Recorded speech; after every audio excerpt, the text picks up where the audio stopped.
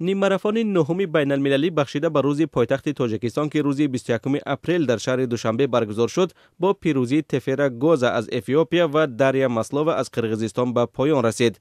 در نیم ماراتون بین المللی که با تصمیم رئیس شهر دوشنبه سر سال 2010 نهمین بار برپا گردید، حدود 50 ورزشکار از 18 کشور اشتراک داشت. نیم ماراتون که مسافت 21 کیلومتر و 97 متر را در بر گرفت، از نوروزگاه پایتخت شروع شده در نزد هیکل اسماعیل سامانی خاتمه یافت. در نیم ماراتون نهم بین المللی در سبقت مردان، تفیرا گوزا از اتیوپیا با نتیجه 1 ساعت و 9 دقیقه و 3 ثانیه مقام اول را کسب کرد. مانا ریتر کروشبو از کنیا مقام دوم و فنت گیرش از اتیوپیا مقام سوم را صاحب شدند. ادیلت کشتنبکوف از قرقیزستان جای چهارم، ایلیا تاپکین از قرقیزستان جای پنجم و اندری پتروف از ازبکستان جای ششم را اشغال کردند.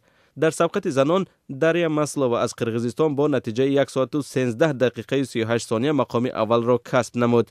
ماریا خمیلنیتسکا از ازبکستان مقام دوم و ستوره حمیدووا نیز از ازبکستان مقام سوم را صاحب شدند. الکساندرا شفر از اوکراین جای چهارم، ماریا کرابیتینا از قرقیزستان جای پنجم و مورونگی بیت کسامبی از کنیا جای ششم را گرفتند.